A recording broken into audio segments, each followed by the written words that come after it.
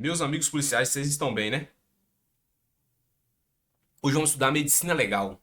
Estudar medicina legal, essa matéria, essa disciplina gostosa de estudar. Estudar medicina legal, pessoal, é estudar conceito, é arte, é ciência, é arte e ciência ao mesmo tempo. Quem é o pai da medicina legal? Quem é o pai da medicina legal? Vamos estudar ali perícias e peritos, vamos estudar ali corpo de delito, vamos estudar traumatologia, tanatologia, sexologia, asfixiologia, vamos aprender ali documentos médicos legais, o que é laudo, o que é auto, o que é parecer, tudo isso atestado. Qual é a estrutura do laudo, o documento mais importante da medicina legal? Qual é a estrutura? Atestado judicial, atestado administrativo. Então, medicina legal é isso, pessoal. É o conceito, saber se é arte ou se é ciência, se é arte e ciência ao mesmo tempo, perícias e peritos, documentos médicos legais, né? Traumatologia, tanatologia, sexologia. Vamos aprender tudo isso. Vamos aprender o que é atestado, o que é laudo, o que é auto, a diferença, né? Mas hoje, nessa aula, vamos aprender o conceito e corpo de delito. Então, o conceito da medicina legal e corpo de delito. Vamos aprender ali que se é a medicina legal, se é arte ou se é ciência. Quem é o pai da medicina legal? Vamos aprender a medicina legal ali no seu ângulo histórico, no seu ângulo profissional, no seu ângulo didático, no seu ângulo filosófico. Hoje, o mais estudado hoje é o ângulo didático, né? Que o ângulo didático se ramifica ali em traumatologia, tanatologia, sexologia, lesões. Então, o mais estudado é sobre o ângulo didático. Vamos ver nos slides a seguir. E vamos estudar também cadeia de custódia, as fases da cadeia de custódia, o que é corpo de delito, o conceito de corpo de delito, vestígio, tudo isso vamos aprender. Vamos aprender ali o início da cadeia de custódia, quando se dá o início da cadeia de custódia, quem é responsável pela cadeia de custódia, desde o reconhecimento ao descarte. Então vamos avançar com chave de ouro, vamos destruir medicina legal, essa matéria que é incrível, fenomenal. Vou jogar na tela para vocês aqui, para a gente avançar na medicina legal. Ampliando a tela, não tem mistério, pessoal. Medicina legal não tem mistério. Hoje vamos aprender o conceito da medicina legal e vamos aprender corpo de delito. Tá aqui meu YouTube. Tamo junto e vamos para cima. Medicina legal, conceitos, importância e divisões da medicina legal. Conceitos, importância e divisões da medicina legal. Pessoal, a literatura é importante destacar o seguinte: de modo geral, antes de entrar nos slides, de modo geral, se a banca falar, ou de modo geral, a medicina legal, ora é arte, ora é ciência. Ora é arte, ora é ciência. Esse é o conceito geral. Mas a, na, na teoria clássica, na teoria clássica, a medicina legal ela é arte e ciência ao mesmo tempo. Então você vai, de modo geral, a medicina legal é arte, ora é ciência. Para a teoria clássica, a medicina legal é arte e ciência ao mesmo tempo. O que a gente mais adota é a teoria clássica. A teoria clássica fala que é arte e ciência ao mesmo tempo. Essa é a mais adotada hoje. Hoje os doutrinadores batem em cima dessa tecla, que é arte e ciência ao mesmo tempo. Por que arte? Arte porque requer habilidades na elaboração do laudo, no convencimento do juiz. Então não basta ter o conhecimento, tem que ter uma arte na elaboração do laudo, do relatório, do parecer, no convencimento do magistrado, no convencimento do corpo de jurado. Então, medicina legal é isso. É arte porque requer conhecimentos, habilidades na elaboração do laudo, do parecer, no convencimento do juiz, no, na proteção da cadeia de custódia. Na hora de elaborar um laudo e explicá-lo ao sistema judicial, porque a medicina legal ela embasa, sustenta o poder judiciário, tira dúvidas do poder judiciário, do juiz, do delegado de polícia, dos advogados. Então, medicina legal é isso. Os peritos e peritas tiram dúvida, abastecem o poder judiciário, o sistema de justiça. Então, requer arte. Não basta só preencher o laudo, completar o laudo, sem explicá-lo, sem detalhá-lo, sem porque o magistrado ele é limitado o conhecimento o magistrado ele não tem conhecimento ilimitado, ele precisa entender como se deu a lesão, como aconteceu, por que aconteceu, para saber se entra uma legítima defesa ou se entra uma excludente de licitude, legítima defesa, estrito cumprimento de dever legal, exercício regular de direito, ou se houve excesso, se houve abuso, se agiu com dolo direto ou indireto. Então, requer arte, habilidades, né? É arte porque requer habilidades do perito. E é ciência porque tem seu próprio campo de aplicação, de estudo, seus métodos e objetos. Então a gente vai ver que o mais adotado é que é arte e ciência ao mesmo tempo. Arte e ciência ao mesmo tempo. Mas de modo geral, ora os estudiosos falam que ora é arte, ora é ciência. Então quem é o pai da medicina legal? Vamos ver mais adiante. E tem vários conceitos. Hoje a medicina legal tem vários conceitos. Vários conceitos. Uns falam que são os conhecimentos médicos aplicados ao sistema de justiça. É a arte aplicada ao sistema de justiça. Então vamos ver vários entendimentos. Mas tem um mais adotado, que é o de Ambroise Paré, né? Que é considerado o pai da medicina legal. Ambroise Paré é considerado o pai da medicina legal. Ele fala que a medicina legal... Vamos avançar aqui, fica melhor, né? Para não jogar na tela para vocês aqui. Então, conceitos. A literatura define a medicina legal. A literatura define medicina legal como ciência e arte. Ciência e arte. Ciência, pois sistematiza seus conhecimentos, técnicas e métodos, né, para um objetivo determinado. E arte, ao requerer mais do que somente estes conhecimentos, necessitando de qualidades instintivas, para demonstrar a sequência lógica do resultado dramático da lesão violenta. É o que eu falei com vocês, né? Então, é arte, é ciência, porque tem seu campo de aplicação, tem seus objetos, né? Tem técnicas, métodos, por isso que é ciência. Tem seu campo de aplicação, seu objeto, seu método de estudo, técnicas, métodos. Então, por isso ela é considerada ciência. E arte, porque requer habilidades, requer qualidades instintivas na elaboração do laudo, no convencimento do juiz, como se deu essa lesão, como aconteceu essa lesão, com qual instrumento, foi instrumento cortante, contundente, pérfuro cortante, pérfuro contundente, lesão incisa, como se deu essa lesão, como se deu a prática dessa conjunção carnal violenta, consentida. Então tudo isso a gente vai perceber que requer habilidades, né? Por isso é considerada arte. Então a literatura define medicina legal como ciência e arte. Ciência, pois sistematiza seus conhecimentos, técnicas, métodos, campo de aplicação, objeto próprio de estudo para um objeto determinado. E arte, ao requerer mais do que somente esses conhecimentos, necessitando de qualidades instintivas para demonstrar a sequência lógica do resultado dramático da lesão violenta. Tal arte é objetiva e racional. É objetiva e racional, não é de qualquer modo. Não é qualquer modo, não é todo mundo que tem essa arte, essa técnica na medicina legal.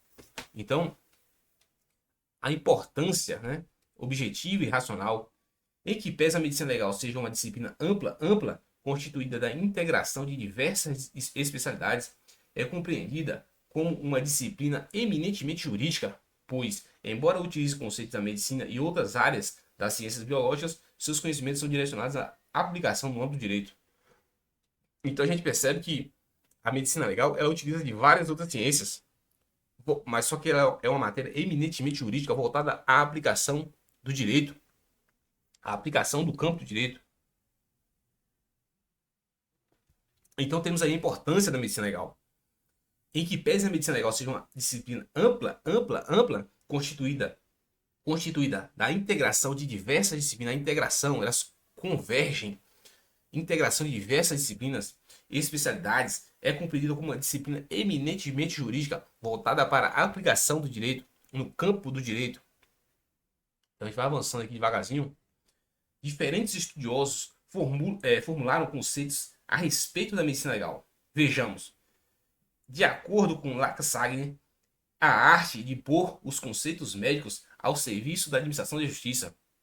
Então, diferentes estudiosos. Então, pessoal, resumindo, para entender, hoje o mais adotado é que é arte e a medicina legal é arte e ciência ao mesmo tempo. A medicina legal ela é arte e ciência ao mesmo tempo. Arte porque precisa de técnicas, de métodos técnicos, habilidades na elaboração do laudo, no convencimento do juiz, no saneamento da dúvida do advogado. Então, ela é arte por isso, é ciência porque tem seu campo de aplicação, seu método de estudo, seu objeto de estudo. E temos vários conceitos do que é a medicina legal. Já começamos a ver um aqui, né? Diferentes estudiosos a define com diversas. Dependendo do conceito histórico, a medicina legal ela é vista de várias formas. Dependendo do contexto histórico, a medicina legal ela é vista de várias formas.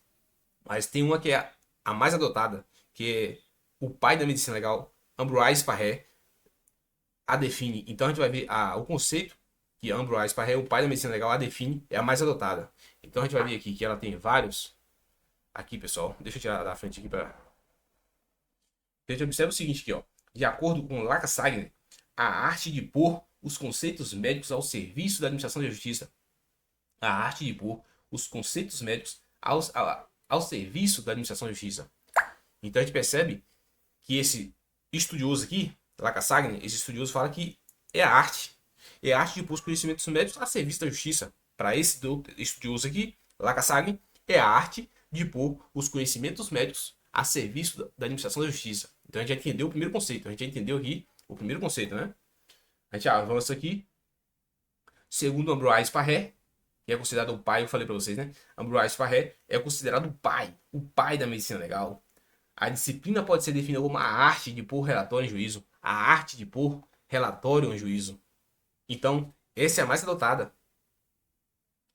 Essa é a mais adotada. A arte de pôr relatórios médicos a serviço da justiça. A arte de fazer relatórios. A arte de fazer relatórios em juízo.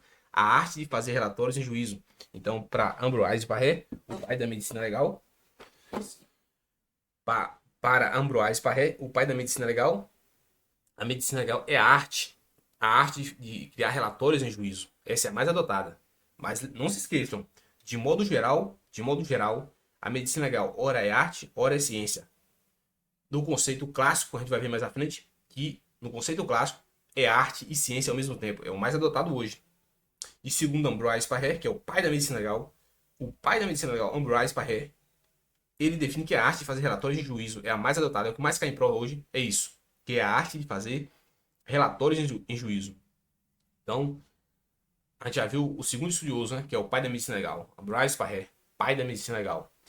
Segundo Ambroise Paré, que é o pai da medicina legal, a disciplina pode ser definida como a arte de pôr relatório em juízo. Aí temos aqui no segundo entendimento, ó, no terceiro entendimento, no entendimento de Bonetti, uma disciplina que utiliza a totalidade das ciências médicas para dar respostas às questões jurídicas. Então a gente observa aqui que esse terceiro estudioso, uma disciplina que utiliza a totalidade das ciências médicas para dar respostas às questões jurídicas. Já para Nélio Rojas, a aplicação dos conhecimentos médicos aos problemas judiciais. A aplicação dos conhecimentos médicos aos problemas judiciais. Na acepção do professor Hélio Gomes, o conjunto de conhecimentos médicos e paramédicos destinados a servir ao direito, cooperando na elaboração, auxiliando na interpretação e colaborando na execução dos dispositivos legais no seu campo de ação da medicina aplicada. E, por fim, na compreensão do conceituado médico paraibano Genivaldo Veloso, de França, a medicina a serviço das ciências jurídicas e sociais. Então, pessoal, se a gente for ver, não tem só esses não. Esses aqui são os principais, os mais importantes dessa área da medicina legal. Mas tem vários entendimentos do que é a medicina legal. Depende do contexto histórico. Dependendo do contexto histórico, a medicina legal tem várias definições. Mas aqui a gente tem os estudiosos mais importantes. Então, o que a gente aprendeu hoje? Até aqui, né? Que a gente vai avançar. Mas o que a gente aprendeu até aqui? Que, como conceito geral, ora é arte, ora é ciência. Para a teoria clássica, é arte e ciência ao mesmo tempo. O conceito mais adotado é o de Ambroise Paré, que é o pai da medicina legal, que é a arte de fazer relatórios em juízo. A arte de fazer relatórios em juízo é o mais adotado hoje. Porém, tem esses outros entendimentos. Tem esses outros doutrinadores que a definem de um modo diferente. Mas o correto é o seguinte, que não se definiu até o momento, de modo certo, expresso, não se definiu. Anota aí. Não se definiu até o momento, de modo expresso, taxativo, correto, o que é medicina legal. Até o momento não se definiu com precisão o que é medicina legal. O mais adotado é o Ambroise Paré, que é o pai da medicina legal. que fala que é a arte de pôr relatórios, de criar relatórios em juízo. É o mais adotado. Porém, não se definiu até o momento, até agora, até aqui, não se definiu com precisão o que é medicina legal. Mas a gente sabe que o mais importante é isso, que é arte e ciência ao mesmo tempo. O mais adotado hoje, que é arte e ciência ao mesmo tempo. E Ambroise Paré fala que é a arte de fazer relatórios em juízo. Não se esqueçam disso. Deixa eu tirar da frente aqui. Então a gente já viu, né? Segundo Ambroise Paré, considerado o pai da medicina legal, a disciplina pode ser definida como a arte de fazer relatórios de juízo. No entendimento de Bonetti, uma disciplina que utiliza a totalidade das ciências médicas para dar respostas às questões jurídicas. Já para Nélio Rogers, a aplicação dos conhecimentos médicos aos problemas judiciais. Na acepção do professor Hélio Gomes, o conjunto de conhecimentos médicos e paramédicos destinados a servir ao direito, cooperando na elaboração, auxiliando na interpretação e colaborando na execução dos dispositivos legais no seu campo de ação da medicina aplicada. E aí temos aqui Genivaldo Veloso, de França, né? A medicina a serviço das ciências jurídicas e sociais. Então a gente aprendeu, pessoal, a gente aprendeu o seguinte. A gente vai ver ali agora, vamos ver ali a doutrina clássica, né? Mas o que a gente tem que ter em mente? Que ora é arte, ora é ciência, no conceito geral. Clássica é arte e ciência ao mesmo tempo. Não se definiu com precisão, não se definiu ainda com precisão, de forma certa, o que é a medicina legal. Mas o mais adotado é o pai da medicina legal, que é Ambroise Paré. Ele fala que é a arte de criar relatórios em juízo. Essa é a mais adotada hoje, né? Então a gente aprendeu isso aí. Agora vamos ver aqui, ó. Em síntese, a doutrina clássica conceitua a medicina legal, a doutrina clássica conceitua a medicina legal como o ramo da medicina que aplica os conhecimentos médicos científicos às questões de direito, especialmente na investigação criminal, atuando na identificação de cadáveres, análise de lesões, determinação da causa-morte, tempo de morte, entre outros aspectos, com a finalidade de fornecer subsídios, né? Fornecer subsídios técnicos ao Poder Judiciário e às autoridades policiais para esclarecer fatos e delimitar responsabilidades no âmbito penal e civil. Então, a gente vai ver que a medicina legal se aplica tanto no âmbito penal, como civil, como trabalhista. A gente vai ver tudo isso mais à frente. Em síntese, a doutrina clássica conceitua a medicina legal como o ramo da medicina que aplica os conhecimentos médicos-científicos às questões do direito, sanando as dúvidas do direito, robustecendo o direito, tirando a dúvida do juiz, do corpo de jurado, dos advogados. A medicina legal é para isso. Definir como se deu a lesão, como aconteceu a lesão, com que instrumento foi utilizado, quem é o autor, tem autoria, tem materialidade. Então, ajuda o delegado de polícia, né? Tudo isso aí. Especialmente na investigação criminal. Não se esgotando aí, viu, pessoal? A medicina legal especialmente se aplica à investigação criminal, especialmente, mas não se esgota. Ela se aplica ao direito civil, no caso de para definir ali questões de família, né? No âmbito civil, a gente vai ver mais à frente, mas se aplica ao direito civil, ao trabalhista, direito trabalhista ali, infortunística, né? Acidente de trabalho, a enfermidade, tudo isso a medicina legal ajuda a esclarecer ao ramo do direito, né? Ao mundo jurídico. Então, a gente percebe o seguinte, especialmente na investigação criminal, atuando na identificação de cadáveres, análise de lesões, determinação da causa-morte, o que levou à morte, como aconteceu, tempo de morte, quanto tempo esse corpo, o cadáver está em decomposição, qual é o prazo, né? Então, as fases sucessivas ali, os avanços, né? Bióticos, abióticos, tudo isso a medicina legal ajuda a esclarecer, entre outros aspectos, com a finalidade de fornecer subsídios técnicos ao Poder Judiciário e às autoridades policiais para esclarecer os fatos e delimitar responsabilidades no âmbito civil e penal. Importância. A medicina legal possui papel fundamental em diversos ramos do direito. Sua relevância manifesta-se de maneira expressiva, mas não se limita às áreas penal, civil e trabalhista. Mesmo assim, a gente vê que ela não se limita às áreas penal, civil e trabalhista. Ela é ampla, ela alcança além das áreas penal, civil e trabalhista, nas quais o conhecimento médico legal subsidia a formação do conhecimento jurídico. No âmbito do direito penal, a atuação da medicina legal é imprescindível, pois fornece bases técnicas para a análise da natureza, da causa e da dinâmica das lesões corporais, bem como para o esclarecimento de circunstâncias relacionadas à prática delitiva. Os conhecimentos médicos legais permitem a adequada interpretação de laudos periciais, a formulação precisa de quesitos e a avaliação de situações que envolvam imputabilidade penal, como os estados de embriaguez ou uso de substâncias psicoativas. Então, pessoal, o que acontece? O que acontece?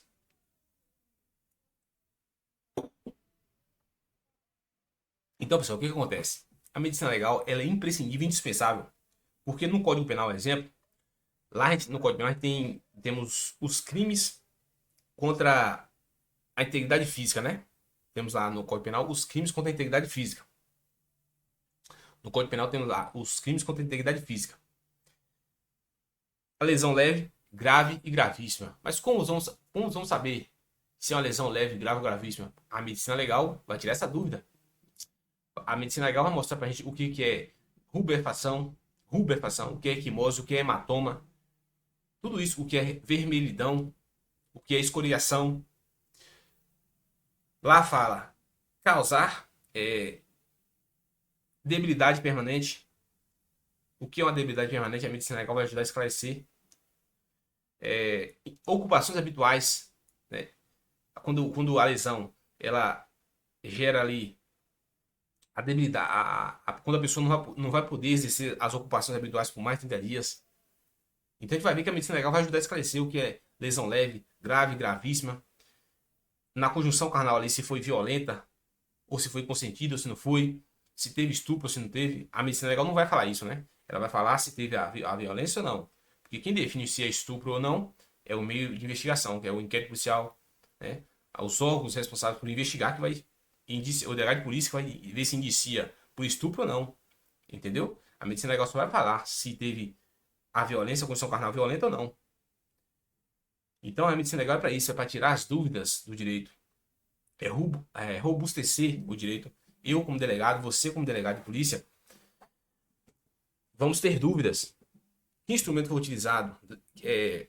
Como é que eu vou indiciar esse cara? É lesão leve? É grave? É gravíssima? É contravenção penal? É uma rubefação aqui? Tempo da lesão. E vamos dizer as fases ali dos tempos da lesão. Quando tá verde, vermelho, azul. Há quantos dias, né, aconteceu aquela lesão? Então a gente vai descobrir tudo isso. Então a medicina legal é isso, pessoal. Vamos avançar aqui para o próximo ponto. Na esfera do direito civil, é o que eu falei com vocês, né? Ela se aplica na esfera do direito civil. A medicina legal contribui para a elucidação de questões que dependem da avaliação da condição física ou psíquica do indivíduo, como nos casos de interdição, anulação de casamento, determinação de paternidade. Aqui, ó, anulação de casamento, determinação de paternidade, tudo isso a medicina legal vai ajudar a esclarecer no âmbito do direito civil. Por sua vez, no direito do trabalho, a medicina legal exerce função relevante ao identificar as causas dos acidentes laborais e das doenças ocupacionais, auxiliando caracterização do nexo causal entre a atividade profissional e o dano sofrido pelo trabalhador.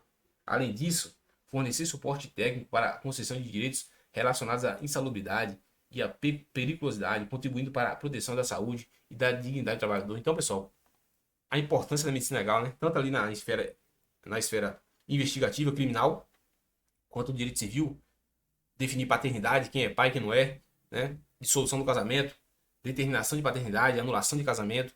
No âmbito do trabalho, o trabalhador com o empregador, o trabalhador está alegando ali na justiça que a lesão foi ocasionada no trabalho, que aconteceu no trabalho. Então a medicina legal vai mostrar se foi no trabalho ou se não, se a doença adquirida foi resultante do trabalho ou não. Então tá aí a importância da medicina legal. A importância da medicina legal em todas as esferas, em todos os ramos, né? Aí temos aqui as divisões da medicina legal. De acordo com o Genivaldo França, a medicina legal pode ser dividida em 4 ângulos: histórico, ângulo profissional, ângulo doutrinário e didático. De acordo com o Genivaldo França, a medicina legal pode ser dividida em 4 ângulos: histórico, profissional, doutrinário e didático. Então a gente vai ver que a medicina legal, segundo o Genivaldo França, a medicina legal pode ser dividida em ângulo histórico, profissional, doutrinário e didático. Vamos avançar em cada uma delas aqui. A mais importante que é o didático, é o ângulo didático. Esse é o mais importante. Que a gente vai aprender ali o que é traumatologia no ângulo didático aqui, é o mais importante. A gente vai estudar ali de forma avançada. Traumatologia, tanatologia, sexologia. Tudo isso a gente vai aprender no ângulo didático. O ângulo histórico e profissional não é tão relevante hoje não, mas é bom saber. É bom ter em mente. Eu tava com a câmera na frente aqui, pessoal. Ah, mas vocês conseguiram ler, né? Então, vamos voltar aqui. Então, o ângulo histórico. Esta classificação analisa o desenvolvimento histórico da medicina legal no âmbito científico, identificando diferentes etapas evolutivas. Então, já fala tudo, né? Ângulo histórico, né? Esta classificação analisa o desenvolvimento histórico da medicina legal no âmbito científico, identificando diferentes etapas evolutivas. Um exemplo, a etapa pericial. Etapa pericial corresponde à fase mais antiga. A etapa pericial corresponde à fase mais antiga, caracterizada pelos interesses legispericiais da administração da justiça. Corresponde à fase mais antiga, caracterizada pelos interesses legispericiais da administração da justiça legislativa. A etapa onde a medicina legal passa a contribuir para a elaboração e revisão das normas jurídicas que regulam fatos vinculados às ciências biológicas. Então aqui, pessoal, um exemplo. Ó. Pericial é a fase mais antiga. O ângulo pericial, a fase pericial é a mais antiga. E a fase legislativa, ajudando, auxiliando ali no conhecimento legispericiais na administração da justiça. Então, na fase legislativa, a medicina legal vai ajudar o legislador a elaborar a norma, na criação da lei, da tipificação penal. A medicina legal vai auxiliar o legislador. Doutrinária, fase marcada pela discussão dos diversos elementos que fundamentam determinados institutos jurídicos, nos quais o conhecimento médico legal se mostra indispensável. Então, na fase doutrinária, discussões dos doutos dos direitos, né? Os doutrinários do direito, a galera do direito ali, fica debatendo discussões, né? Diversos elementos que fundamentam determinados institutos jurídicos.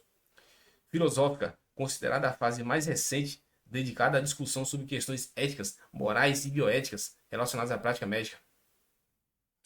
Essa fase filosófica é a mais recente, ela fala ali de ética médica, né? Fala também da prática médica, bioética relacionada à prática médica. Então, esse ângulo filosófico. É só para vocês saberem mesmo, mas isso não cai muito em prova, não. O que mais cai em prova é o ângulo didático, né? Aí temos aqui o ângulo profissional. O ângulo profissional tem por objetivo compreender a atuação da medicina legal na prática. Nesse contexto, subdivide-se em diferentes especialidades, tais como a medicina legal pericial, a criminalística e a identificação. Então, no ângulo profissional, temos a medicina legal pericial, para fazer as perícias, né? Os peritos e peritas ali, elaborando o laudo, né? Tirando as dúvidas do Poder Judiciário. Criminalística é os elementos extrínsecos, né? A prática da infração penal. A gente vê que a criminalística é outra ciência independente, né? Outra ciência que estuda os elementos extrínsecos, né? A infração penal. Mas aí ela auxilia a medicina legal, ela trabalha também em conjunto com a medicina legal. A medicina legal ajuda a criminalística e vice-versa, né? E a identificação. Então, esse é o ângulo profissional. O ângulo doutrinário tem como finalidade delimitar as especialidades das diferentes áreas de direito, como a medicina legal, penal, civil e trabalhista. Esse é o ângulo doutrinário, né? Penal, civil e trabalhista. Tem como finalidade delimitar as especificidades das diferentes áreas de direito, como medicina legal, penal, civil e trabalhista. Mas o que mais importa é esse aqui, ó, ângulo didático. Esse é o mais importante. O ramo didático refere-se à forma como a medicina legal é organizada para fins de estudo, isto é, define as subdivisões que compõem a disciplina. Segundo este ângulo, a medicina legal subdivide-se em geral e especial. A medicina legal geral estuda as obrigações e os deveres. A medicina legal geral estuda as obrigações e os deveres dos médicos de deontologia. Então, aqui, ó, estuda os deveres e obrigações. Já tem até o D aqui, ó, deontologia, deveres. Deontologia, deveres, obrigações do médico, né? E os direitos dos médicos, direito dos médicos, diciologia. Então dá até para fazer um mnemônico aqui, ó. Deontologia, deveres, né? Diciologia, direitos dos médicos. Esse é o ângulo didático, pessoal. A gente vai avançar no ângulo especial, né? Esse é o ângulo geral e vamos falar do especial. Então, sobre a medicina legal geral, estuda as obrigações e os deveres do médico. Então a gente vai ver a medicina legal. Esse é o ponto mais importante, o ponto-chave, ângulo didático, é o mais estudado hoje. Então a gente vai ver que no âmbito geral e especial. A medicina legal no âmbito geral e especial. No âmbito geral, temos aqui a deontologia, que é deveres e obrigações do médico, que devem ser observadas ali, né? Os deveres e as obrigações que devem ser observadas pelo médico. E diciologia, que é os direitos do médico. Deontologia, deveres e obrigações do médico que devem ser observados. Diciologia, direitos do médico. E o mais importante é a fase especial, que é isso aqui, ó. A gente vai ver agora. Medicina legal, já falei para vocês, deontologia, né? Estuda as obrigações e os deveres do médico. Diciologia, estuda os direitos do médico. Ô, pessoal, desculpa, não joguei na tela, não. Então, eu já falei para vocês aqui, né? O ângulo didático, geral e especial, né? O geral estuda as obrigações e deveres do médico. Deontologia, né? Deveres do médico. E os direitos dos médicos. Diciologia, direitos do médico, né? Diciologia, direitos do médico. Agora vamos entrar no âmbito especial. Aqui foi a tabela que eu coloquei aqui, ó. Deontologia, estuda as obrigações e deveres dos médicos. Diciologia, estuda os direitos dos médicos, né? Já na medicina legal especial, são estudados os ramos específicos da disciplina, segundo as lições referidas do autor. Um exemplo, medicina legal especial. Antropologia forense. A gente vai ver aqui a antropologia, a gente vai ver aqui, ó, traumatologia forense, sexologia forense, tanatologia forense, toxicologia forense, asfixiologia forense, psicologia, psiquiatria forense, medicina legal desportiva, criminalística e criminologia. Então, pessoal, a gente vai ver que no âmbito especial, quando a gente observa a medicina legal no âmbito especial, a antropologia, um exemplo, antropologia forense estuda a identidade e identificação médico-legal e judiciária. Antropologia forense estuda a identidade e a identificação médico-legal. O importante é você saber que a medicina legal especial se ramifica nisso, né? Que a gente vai estudar mais adiante nas próximas aulas, né? Antropologia forense estuda a identidade e identificação nos institutos de identificação, né? ICs. Não, nos institutos de identificação, né? A gente vai ver que tem os institutos de identificação. A gente vê aqui, ó. Traumatologia forense estuda as lesões corporais e as energias causadoras de dano. Então, a gente viu lá da identificação, né? Identidade e identificação. Na traumatologia forense, a gente vai estudar as lesões corporais, lesão corporal leve, grave, gravíssima, como se deu ali essa lesão, os instrumentos causadores, se foi uma lesão ativa ou passiva, tudo isso a gente vai aprender nesse ramo da traumatologia. Traumatologia forense estuda as lesões corporais e as energias causadoras do dano. Sexologia forense trata das questões médico-biológicas e periciais ligadas aos delitos contra a dignidade e a liberdade sexual. Então, falou crimes, delitos contra a dignidade sexual e a liberdade sexual. A sexologia forense faz parte da medicina legal. Vai estudar isso aí, né? Vai dizer se houve ali a conjunção violenta ou consentida. Tudo isso a medicina legal ajuda a esclarecer, né? Em crimes contra a dignidade sexual. Tanatologia forense estuda a morte e o morto. Tânato, Deus da morte, né? Tanatologia forense estuda a morte e o morto. Toxicologia forense estuda os venenos, energia química e os cáusticos. Toxicologia forense estuda os venenos, energia química e os cáusticos. Asfixiologia forense estuda os tipos de asfixias, mecanismos e sinais específicos. A asfixiologia forense estuda os tipos de asfixia, né? Então, por meio da asfixiologia forense, a gente vai aprender ali a asfixiologia, essa asfixiologia se deu de ordem mecânica ou química, um exemplo, por estrangulamento, por enforcamento, por asfixia direta e indireta, tudo isso a gente vai aprender nesse campo da asfixia, né? Asfixiologia forense. Psicologia e psiquiatria forense estudam os limites e as modificações da responsabilidade penal e da capacidade civil, bem como os doentes mentais, oligofrênicos, etc. Psicologia e psiquiatria forense. Isso aqui é relevante para decidir se o agente que cometeu a infração penal é imputável ou inimputável, bem como os doentes mentais, né, oligofrênicos, se é imputável, tudo isso. A psicologia e a psiquiatria forense ajuda a esclarecer. Medicina legal desportiva enfatiza as questões médicos legais voltadas ao esporte, como verificação de substâncias proibidas antes das práticas esportivas. Então a medicina legal, até nisso aí, a medicina legal é importante. A medicina legal esportiva, que ajuda ali a identificar se os jogadores estão sob influência de algum medicamento proibido, tudo isso a medicina legal ajuda, né? Enfatiza as questões médicos legais voltadas ao esporte, como verificação de substâncias proibidas antes das práticas desportivas. Temos a criminalística, né? A criminalística procura investigar a forma técnica, indícios materiais do crime, sua interpretação nos elementos constitutivos do corpo de delito, estuda a dinâmica do crime. Tudo isso a criminalística ajuda também, né, a esclarecer. Criminologia estuda os aspectos da natureza do criminoso, da vítima, do ambiente. Estuda os aspectos da natureza do crime, do criminoso e da vítima. A criminologia, ela estuda o crime, o criminoso, a vítima e o controle social. A criminologia vai voltar ali a identificar, querer saber por que o indivíduo cometeu o crime. A criminologia é isso. A criminologia ela tenta entender por que o indivíduo delinquiu, por que ele cometeu o crime, se ele vai voltar a delinquir. Tudo isso a criminologia ajuda a identificar. A revitimização da vítima, a,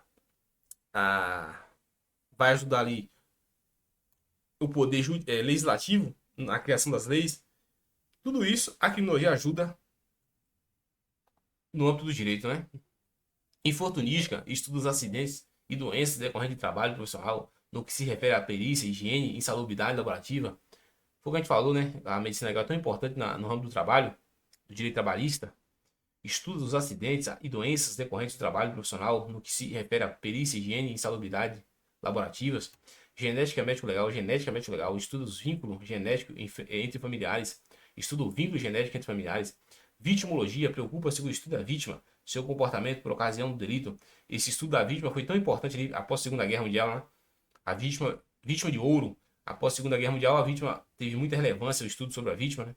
Vitimologia, revitimização, policiologia científica, estuda os métodos científicos utilizados para a medicina legal no auxílio das investigações policiais. Então, pessoal, vocês entenderem essa parte da medicina geral e especial. O que mais cobrado em concurso hoje é a parte especial, né? Essa parte especial é mais cobrada em concurso hoje, que a gente vai estudar nas próximas aulas. Então, o que vocês têm que ter em mente é isso, né? Que a medicina legal... Vamos avançar aqui, né? Só para resumir aqui até aqui, onde a gente chegou aqui, que a medicina legal, antes da gente entrar no corpo de delito ali, ó, antes da gente entrar no corpo de delito, a gente aprendeu o seguinte, que a medicina legal, a gente tem que ter em mente é isso, que a medicina legal, ora é arte, ora é ciência, no âmbito geral, no aspecto clássico, a medicina legal é arte e ciência ao mesmo tempo, né? A gente viu ali que não se definiu ainda até o momento com precisão o que é a medicina legal, mas o mais adotado é Ambroise Paré. O Ambroise Paré é o pai da medicina legal. Ele fala que a medicina legal é a arte de fazer relatórios em juízo. Isso é o que mais cai em prova, né? O mais cobrado em prova. Que a medicina legal é a arte de fazer relatórios em juízo. Então deixa eu acertar a câmera aqui, pessoal. Peraí, só um momentinho. A medicina legal é a arte de fazer relatórios em juízo, né?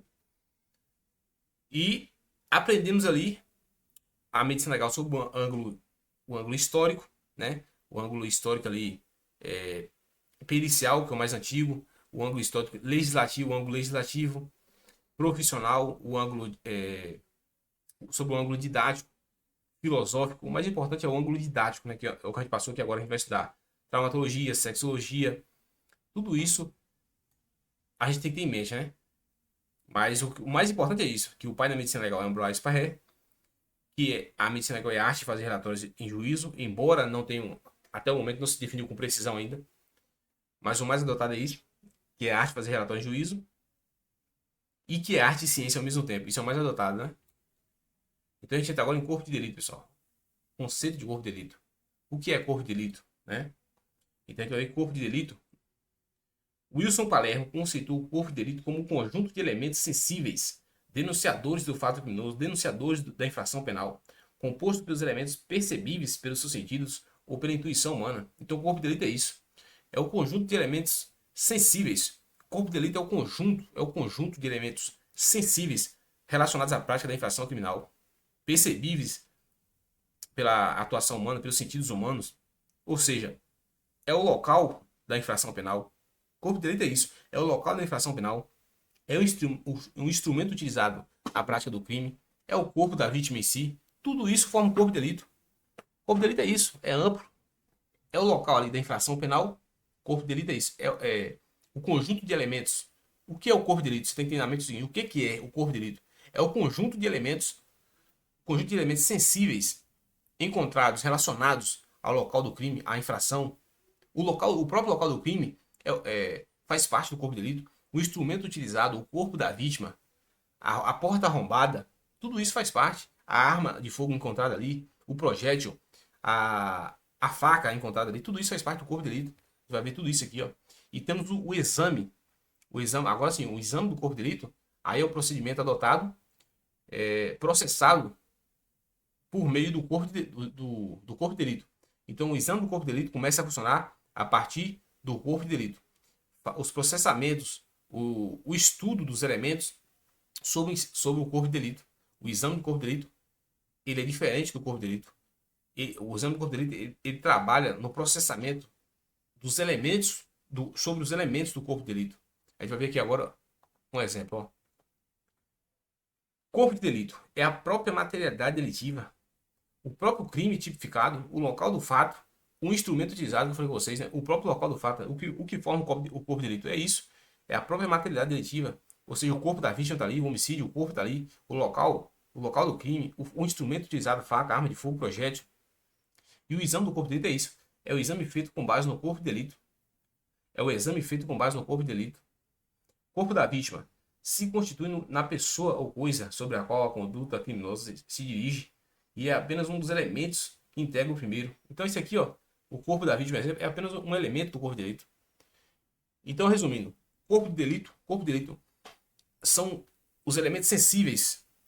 O que forma o corpo de delito? O que é o corpo de delito? O corpo de delito é o conjunto, é amplo, é mais abrangente. O corpo de delito traz ali o que integra o corpo de delito: o local da infração, o corpo da vítima, o instrumento utilizado, a arma de fogo, a faca, tudo isso forma um corpo de delito. No caso de furto, um rompimento de obstáculo, é o arrombamento da porta, é a marca de sangue deixada ali, é o chinelo esquecido ali, é o sapato esquecido ali, tudo isso forma um corpo de delito. Aí vem o exame do corpo de delito, que é em cima, né? O exame do corpo de delito trabalha em cima do corpo de delito, dos instrumentos encontrados, do local da infração. E o corpo da vítima faz parte do corpo de delito, é um elemento do corpo de delito. Então, o corpo de delito contém o corpo da vítima. O corpo da vítima está contido no corpo de delito. Então, o corpo de delito é amplo. É o instrumento, a faca, o revólver, o projétil, é o local, é a vítima. Tudo isso forma um corpo de delito. Então, a gente matou essa dúvida aí, né? O que é corpo de delito, o que é exame do corpo de delito e o que é corpo da vítima. Renato Brasileiro ensina que as infrações penais podem ser divididas em transeuntes, aquelas que não produzem vestígios materiais, exemplo, crime de injúria e desacato praticados verbalmente, e não transeuntes, aquelas que deixam vestígio, homicídio, lesão corporal, ainda que em certas situações a lesão seja fugaz, efêmera. Então, pessoal, Renato Brasileiro, você vai ver muito falar nisso aí. Vamos ver falar muito nisso aí. O que crime não transeunte, crime transeunte. Crime transeuntes e crimes não transeuntes. Crimes transeuntes, infrações penais transeuntes são aquelas infrações que não deixam vestígios. Um exemplo, crimes contra a honra, um exemplo, injúria, desacato, praticados verbalmente. Um exemplo, o cara pratica a infração de injúria verbalmente. Verbalmente, não tem como. É uma infração penal que é transeunte, não deixa vestígio. Desacato, isso praticado verbalmente, né? Porque se for por escrito, aí sim. Se for por escrito, é uma infração não transeunte, ou seja, deixa vestígio. Então temos que ter em mente o seguinte: infrações transeuntes não deixam vestígio. Um exemplo, injúria, desacato, quando praticadas verbalmente, porque se for escrito, aí vira não transeunte, ou seja, deixam vestígios. Então Renato Brasileiro afirma: infrações penais são transeuntes ou não transeuntes. Transeuntes não deixam vestígios.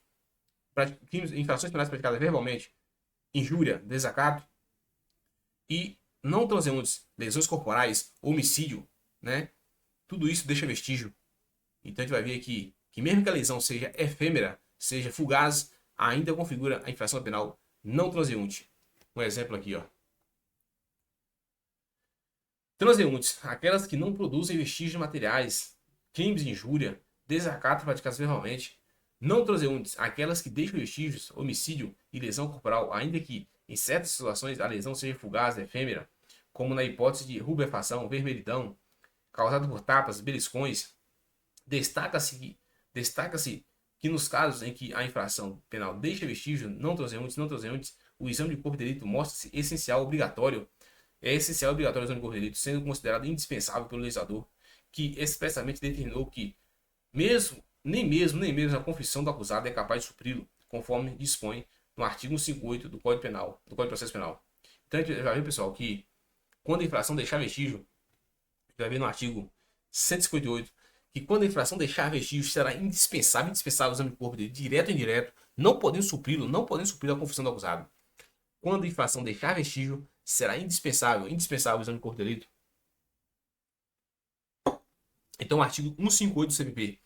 Quando a infração deixar vestígio, será indispensável o exame de corpo de delito, direto ou indireto, não podendo suprir a confissão do acusado.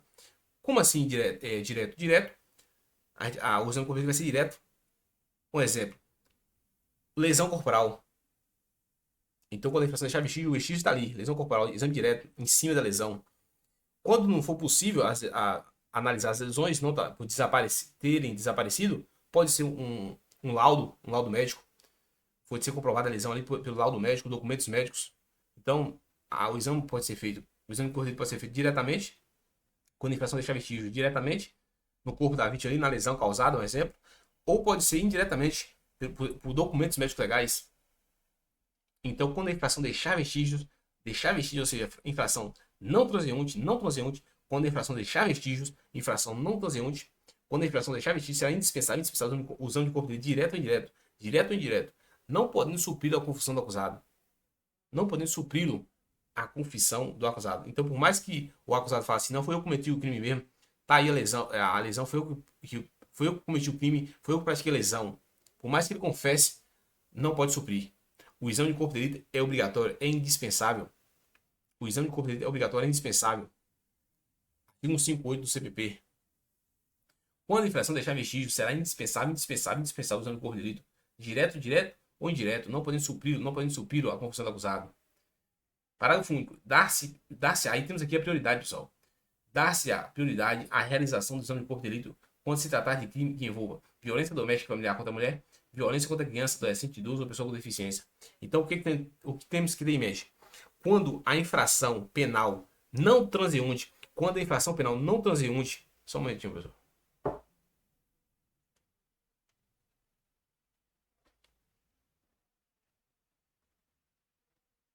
Então, o que temos que ter em mente é o seguinte, pessoal. Quando a infração penal não transeunte é aquela que deixa vestígio, infração penal não transeunte é aquela que deixa vestígio. Quando a infração deixar vestígio, será indispensável o exame de corpo de delito, direto ou indireto, não podendo suprir a confissão do acusado. Então, o acusado pode falar assim, foi eu que cometi a infração, foi eu que pratiquei a lesão. Mesmo assim, o exame de corpo de delito é indispensável. Quando a infração deixar vestígio, a gente vai ver que quando não deixa vestígio, ou então, por terem desaparecido os vestígios, a prova testemunhal pode servir, mas a regra é o seguinte: quando a infração deixar vestígio, será indispensável o exame de corpo direto na lesão, um exemplo, lesão corporal. Quando a infração deixou vestígio ali, rubefação, equimose, hematoma. Então, quando a infração deixou vestígio ali, é indispensável o exame de corpo direto. O exame vai ser feito de forma direta nas lesões. E quando não for possível fazer por meio direto, a vítima pode levar documentos médicos legais que comprovem a lesão. Ela tem guardado documentos médicos legais que comprovem. Está lá escrito no documento médico legal, está escrito ali no laudo médico que realmente teve lesão, que aconteceu a lesão. Então aí pode dar prosseguimento. Então, quando a infração deixar vestígio, é indispensável o exame de corpo de delito, direto e indireto, não podendo suprir a confissão do acusado. Por mais que o acusado fale, foi eu que matei, fui eu que lesionei, não pode suprir o exame de corpo de delito, beleza? Então, o exame dele pode ser direto e indireto. E tem o seguinte, o CPP trouxe ali prioridades na realização do exame de corpo de delito. Ou seja, a vítima chegou na delegacia ali, no local onde faz o exame de corpo de delito, estiver lotado, mas for vítima de violência doméstica, for criança, for adolescente, pessoa com deficiência, se for criança, se for mulher, no contexto de violência doméstica, se for criança, se for adolescente, se for idoso, criança é até os 12 anos incompletos, né? De 12 anos, segundo o ECA, criança é até os 12 anos incompletos. Maior de 12 anos e menor de 18, adolescente, idoso ou pessoa com deficiência. Então, se essa turma chegou no local que faz o exame de corpo de delito, estiver lotado, então se for mulher tem prioridade, vítima de violência doméstica, se for mulher, tem prioridade. Se for criança, se for adolescente, se for idoso, pessoa com deficiência, tem prioridade. Porque o CPP é claro nisso aí. Vamos dar uma olhada aqui, ó. Dar-se a prioridade à realização do exame de corpo de delito quando se tratar de crime que envolva violência doméstica familiar contra a mulher, violência contra criança, adolescente, idoso ou pessoa com deficiência. Cadeia de custódia. No instante em que a prova é coletada, torna-se imprescindível que seja devidamente preservada e custodiada, guardada, com todo o seu percurso registrado, a fim de afastar quaisquer questionamentos acerca da legalidade e legitimidade daquele elemento probatório. Então, pessoal, a gente vai entrar na cadeia de custódia agora. A gente falou estamos falando de corpo de delito e vamos falar agora da cadeia de custódia que foi implementada com o pacote de crime. É indispensável a observação da cadeia de custódia. São 10 fases. Desde o reconhecimento ali, desde o reconhecimento até o descarte do vestígio, a cadeia de custódia ela foi criada para trazer fidedignidade, veracidade ao vestígio, segurança na cadeia de custódia, segurança na elaboração do laudo, proteção da vítima, escudo de proteção da vítima, escudo de proteção da vítima. Então a cadeia de custódia foi criada para isso. Desde o reconhecimento ali, da prática da infração penal, dos vestígios, até o descarte dos vestígios. Vamos entrar agora na cadeia de custódia, fase por fase da cadeia de custódia, que é do reconhecimento, aí vem reconhecimento, isolamento, fixação, transporte, coleta, acondicionamento, descarte. Vamos avançar aqui na cadeia de custódia. Então, primeiro, ó, cadeia de custódia. Na busca por tal finalidade, o pacote de crime PAC introduziu ao Código de Processo Penal CPP o procedimento acerca da cadeia de custódia, compreendida como o conjunto de procedimentos destinados a registrar, de forma cronológica, a trajetória da evidência, assegurando sua rastreabilidade, bem como a identificação de todas as pessoas que tiverem contato ou realizaram o seu manuseio ao longo do processo.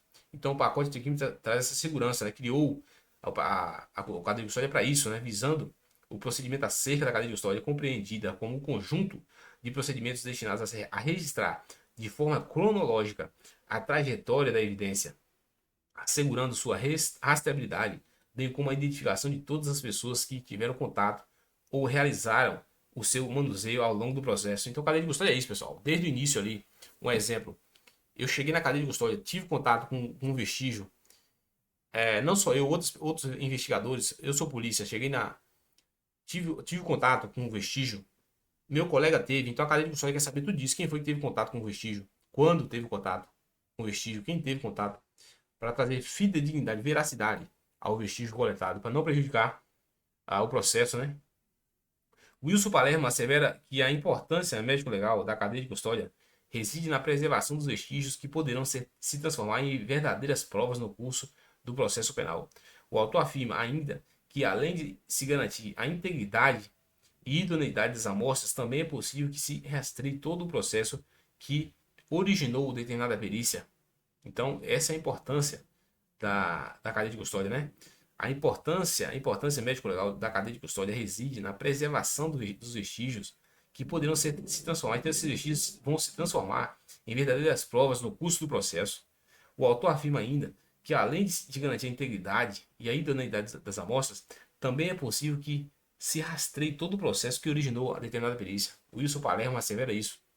Todo o procedimento relativo à cadeia de custódia, inserido pelo PAC, encontra-se previsto entre os artigos 158A e 158F do CPP. Então, a gente vai ver aqui do artigo 158A ao artigo 158F, a cadeia de custódia. Iniciaremos pelo artigo 158A, que conceitua a cadeia de custódia. Artigo 158A do CPP. Considera-se cadeia de custódia o conjunto de todos os procedimentos utilizados para manter e documentar a história cronológica do vestígio coletado em locais ou em vítimas de crimes para rastrear sua posse e manuseio a partir do seu reconhecimento até o descarte. Então, pessoal, a cadeia de custódia é isso. A cadeia de custódia é utilizada para manter e documentar a história cronológica do vestígio coletado no local ou na vítima. A cadeia de custódia é todo o conjunto de procedimentos, é o conjunto de procedimentos adotados para manter e documentar a história cronológica do vestígio coletado na vítima no local do crime, desde o reconhecimento até seu descarte, garantir a segurança jurídica, a fidedignidade, a veracidade do vestígio, que esse vestígio com certeza vai, na maioria das vezes, o vestígio se transforma em prova no processo penal. Então, a importância da cadeia de custódia. Considera a cadeia de custódia o conjunto de todos os procedimentos utilizados para manter e documentar a história cronológica do vestígio, coletada em locais ou em vítimas de crimes, para rastrear sua posse e manuseio a partir do seu reconhecimento ao descarte. Parágrafo 1º. O início da cadeia de custódia dá-se com a preservação do local de crime ou com procedimentos policiais ou periciais, nos quais seja detectada a existência de vestígio. Então, isso aqui cai em prova. Ó. O início da cadeia de custódia se dá com procedimento policial ou pericial. O início da cadeia de custódia dá-se com a preservação do local. Então, o início da cadeia de... Quando se dá o início da cadeia de custódia? Quando é considerado o início da cadeia de custódia? Com a preservação do local de crime, ou seja, o delegado de polícia, um agente público chegou, preservou o local de crime, já começa ali o início da cadeia de custódia. Com preservação do local de crime, preservação dos vestígios, preservação do local imediato e imediato. A partir daí, já se dá o início da cadeia de custódia com a preservação do local de crime, ou com procedimentos policiais ou periciais. A partir daí, já começa a proteção da cadeia, o início da cadeia de custódia, com a preservação do local de crime. Eu, policial, você, policial, chegamos no local de crime, a partir da preservação, isolamos ali o local, tanto imediato como imediato, a partir dali já começou a cadeia de custódia. Ou então, com procedimentos periciais, os peritos com os peritos, ou policiais, procedimentos policiais. Qualquer procedimento policial também já vai dar início à cadeia de custódia. Parágrafo 2º. O agente público que reconhecer um elemento como de potencial interesse para a produção de prova pericial fica responsável por sua preservação. Então, se você é um policial, eu como policial, ou um agente público que reconhecer um elemento como de potencial interesse para a produção de prova pericial fica responsável por sua preservação. Então, se você encontrou uma cápsula de projétil de arma de fogo, então você fica responsável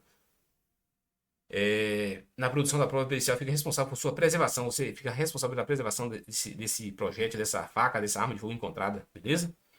Vestígio é todo objeto ou material bruto, visível, latente, constatado ou recolhido que se relaciona à infração penal. Vestígio. Então, o que é vestígio? O que é vestígio? Vestígio é todo material bruto, visível ou latente, que não consiga ver, constatado ou recolhido no local da infração penal ou na vítima. Então, vestígio é todo objeto, material bruto, uma faca, é todo objeto, material bruto, uma faca, um revólver, né? Tudo isso, vestígio é um revólver, vestígio é todo o material bruto, revólver, uma faca, visível, né? Estamos vendo aqui visível, ou latente, não estão vendo com impressão digital, não estamos vendo ali as impressões, não estão vendo pegada, não conseguimos ver a olho nu, mas conseguimos ver com instrumentos adequados, né? Então, são objetos ou materiais brutos visível, latente, constatado ali, ou recolhido. Constatou uma marca, um sinal, constatou ou então recolheu, que se relaciona com a prática, beleza? Isso é o conceito de vestígio. Vestígio é todo objeto, material bruto, visível, latente, constatado ou recolhido, que se relaciona com a infração penal. Aí temos aqui, pessoal, em relação ao dispositivo legal supracitado, cabem as seguintes considerações. O início da cadeia de custódia dá-se a partir da preservação, que eu falei com vocês, né? O início da cadeia de custódia dá-se a partir da preservação do local de crime ou da realização de procedimentos policiais ou periciais que identifiquem a presença de vestígios. Nem todo elemento reconhecido como vestígio estará necessariamente presente na cena principal do delito, podendo ser encontrado em locais conexos ou ainda em outras circunstâncias, como diligências para ao cumprimento de mandado de busca e apreensão, por exemplo. Em razão disso, a parte final do parágrafo 1º contempla expressamente a possibilidade de a cadeia de custódia ter início com procedimentos policiais, ou foi o que eu falei com você, né? A cadeia de custódia dá-se início com preservação do local de crime ou com procedimentos policiais ou periciais, nos quais se detecte a existência de um vestígio.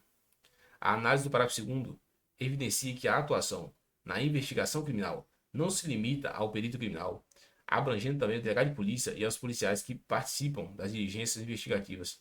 Então, pessoal, é isso. A cadeia de custódia, tanto o delegado de polícia como o agente, escrivão, todo mundo que participa da cadeia de custódia fica responsável por proteger um elemento ali como indispensável, um elemento reconhecido como vestígio ali para que vai se tornar uma prova. Então, chegou no local de crime, quem chegou no local de crime e preservou, já começa ali o início da cadeia de custódia, com procedimentos policiais ou periciais. Então, esse foi o conceito de cadeia de custódia, que a gente vai avançar agora nas etapas, né? Temos as etapas aqui do vestígio. É importante diferenciar vestígio de indício, né? O que é vestígio? O que é indício? Vestígio são elementos materiais. A marca deixada ali no local da infração, o objeto, a arma de fogo, a faca ou o sinal encontrado em um local de crime ou que compõem um exame pericial e que podem ter relação ou não com o delito ou com o fato em apuração, serve como matéria-prima na produção da prova pericial. Então, pessoal, vestígio são elementos materiais, marca, objeto ou sinal encontrados em local de crime ou que compõem um exame pericial e que podem ter relação ou não com o delito ou com o fato em apuração, serve como matéria-prima na produção de prova pericial. Então, os vestígios encontrados vai servir como elementos para produção de prova pericial. Vestígio é todo objeto ou material bruto, visível ou latente, constatado ou recolhido que se relaciona com a infração penal. Indício: circunstância indicativa de que um fato existe, existiu ou existirá. Considera-se indício a circunstância conhecida e provada, que, tendo relação com o fato, autorize, por indução, concluir-se a existência de outra ou outras circunstâncias. Então, indício é isso, pessoal. Indício indício é a condição provada. Considera-se indício a circunstância conhecida e provada. Então, a partir dos vestígios ali, depois do processamento dos vestígios, do estudo dos vestígios, nasce o indício, né? O indício que realmente o fato aconteceu, está acontecendo, aconteceu ou vem acontecer. Indício é isso. Circunstância indicativa de que um fato existe, ou seja, circunstância indicativa de que um fato existe, a morte existe, o homicídio existe, existiu, a morte existiu ou existirá. Então, tudo isso é indício.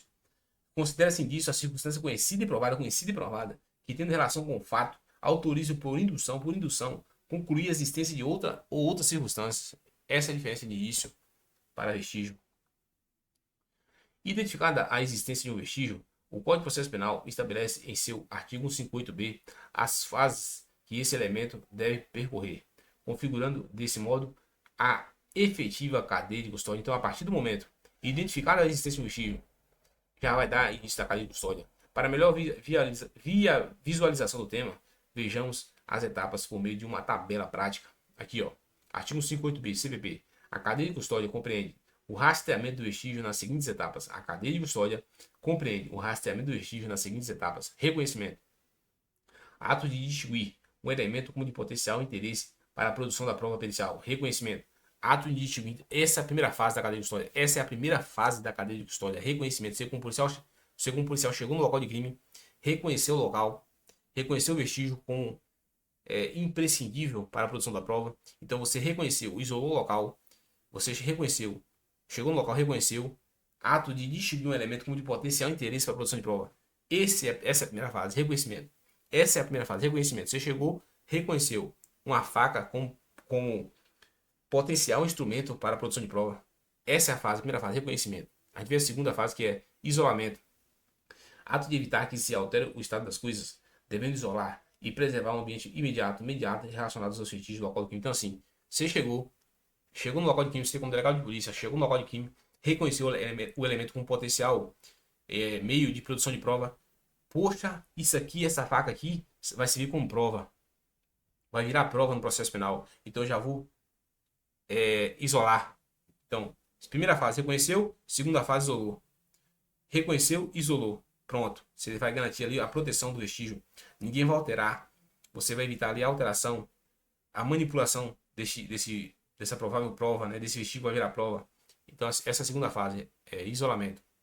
Reconheceu, isolou. Agora, fixação. Descrição detalhada do vestígio conforme se encontra no local do crime ou no corpo de delito e a sua posição na área de exames, podendo ser ilustrado por fotografias, filmagem ou croquis, sendo indispensável a sua descrição no laudo pericial produzido pelo perito responsável pelo atendimento. Então, pessoal, você, como delegado de polícia, chegou, reconheceu com o vestígio ali como provável elemento para a produção de prova, você olhou e falou assim, porra, provável, esse vestígio vai servir como prova. Então, você, como delegado de polícia, chegou, esse vestígio aqui vai servir como prova, essa faca aqui vai servir como prova no processo. Então, você já reconheceu a primeira fase da cadeia de custódia. Agora, você vai isolar. Segunda fase da cadeia de custódia. Reconheceu o instrumento com potencial elemento para produção de prova. Você reconheceu a primeira fase da cadeia de custódia. Segunda fase, isolou. Você vai isolar para não alterar esse vestígio, para não alterar o local de crime. Você viu ali o local imediato e imediato. Você vai isolar o local imediato e imediato, que tiver relação com a prática da infração. E vai entrar agora a fixação. A fixação é a terceira fase da cadeia de custódia. Essa fixação você vai tirar foto, né, dos vestígios do local de crime, fixou com foto, imagens, croquis. Então, reconheceu, isolou, fixou. Terceira fase, né? Agora a gente vem a quarta fase da cadeia de custódia, que é coleta, ato de recolher o vestígio e será submetido à análise pericial, respeitando suas características e natureza. Então, agora vem a coleta. Então, a fase de reconhecimento, isolamento, fixação e a coleta. A coleta tem que respeitar as embalagens adequadas, o tempo adequado, tem que ser compatível com vestígio coletado. Então, não pode pegar esse vestígio coletado e misturar com qualquer embalagem. Tem que ser uma embalagem adequada, tem que ser uma coleta adequada, de modo técnico, respeitando ali as características do tempo e o local que vai fazer essa coleta, onde vai colocar essa coleta, em qual embalagem. E agora a gente vai vir para a quinta fase, acondicionamento, procedimento por meio do qual cada vestígio coletado é embalado de forma individualizada, de acordo com suas características físicas, químicas e biológicas, para posterior análise com anotação da data, hora. Então, pessoal, é isso aí, ó. Depois da coleta, que é o ato de recolher o vestígio que será submetido à análise especial, respeitando suas características e natureza, vem o acondicionamento. E a quinta fase, o procedimento por meio do qual o vestígio coletado é embalado de forma individualizada, de acordo com suas características físicas, químicas e biológicas, para posterior análise com anotação da data, tem que colocar a data, a hora, o nome de quem realizou o acondicionamento e a coleta. Tudo isso na quinta fase, né? E vem na sexta fase, o transporte, há de transferir o vestígio de um local para o outro, utilizando as condições adequadas, a embalagem, veículo, temperatura, entre outras, de modo a garantir a manutenção de suas características originais, bem como o controle de sua posse. Então, pessoal, a importância do transporte, né? Respeitar a temperatura, o veículo correto, entre outras, de modo a garantir a fidedignidade, a veracidade, a manutenção de suas características originais, bem como o controle de sua posse, o recebimento, a sétima fase, ato formal de transferência da posse do vestígio que deve ser documentado com, no mínimo, informações referentes ao número do procedimento, a unidade de polícia judiciária relacionada, local e origem, nome de quem transportou o vestígio, código de rastreamento, natureza do exame de tipo de vestígio coletado, assinatura e identificação. Tudo isso é imprescindível, pessoal, é importante demais. A gente viu aqui, ó, o seguinte: coleta, ato de colher o vestígio, né, que será submetido à análise pericial, respeitando as suas características e natureza.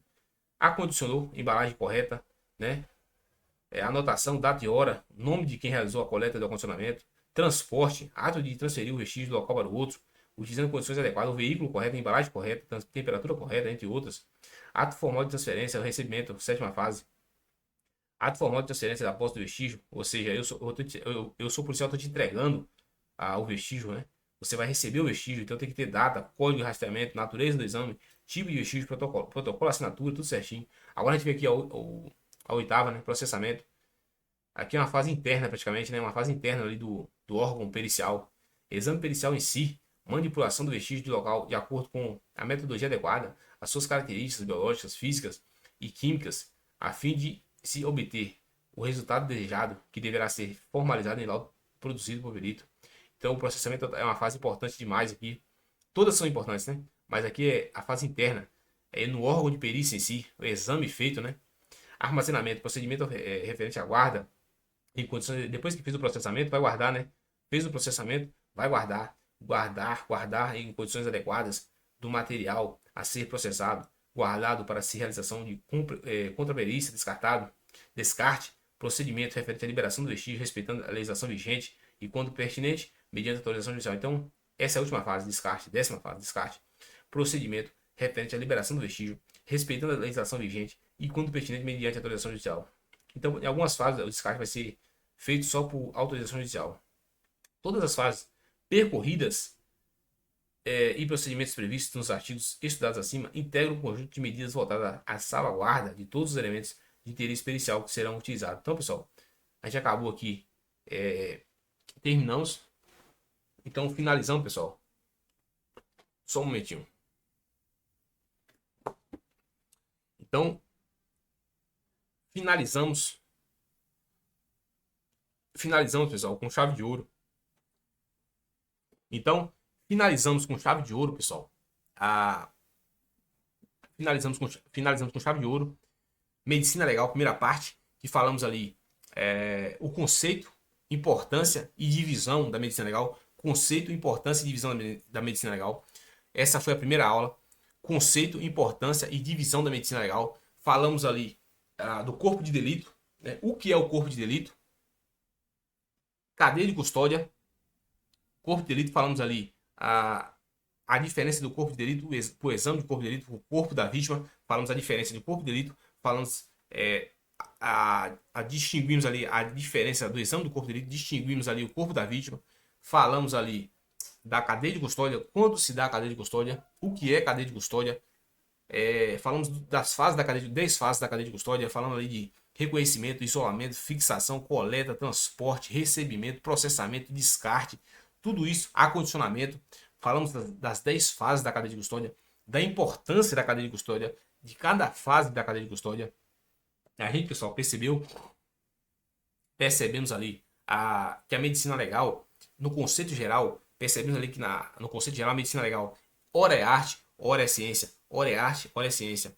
E no conceito clássico, medicina legal é arte e ciência ao mesmo tempo. Por quê? Arte porque requer habilidades, conhecimentos técnicos, habilidades na elaboração do laudo, na elaboração do parecer. Então, não é qualquer agente público que tem essa habilidade de tentar elucidar ao sistema judiciário, de tentar tirar dúvidas, de sanar dúvidas do juiz, do advogado, do promotor, do defensor. Então, medicina legal é arte, porque requer habilidades na elaboração do laudo. É ciência, porque tem seu campo de estudo, seu método de estudo, seu campo de aplicação. Por isso, ela é arte e ciência ao mesmo tempo. É o mais adotado hoje. Relembrando, não se definiu até o momento o conceito de medicina legal. Não se definiu com precisão até o momento o conceito de medicina legal.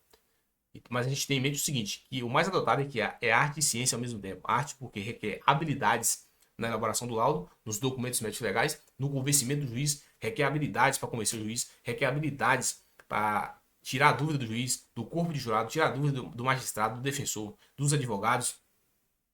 É ciência porque tem seu campo de aplicação, seu método de estudo. Quem é o pai da medicina legal? Aprendemos que é Ambroise Paré. A conceitua como, apesar da medicina legal ter vários conceitos, dependendo do contexto histórico.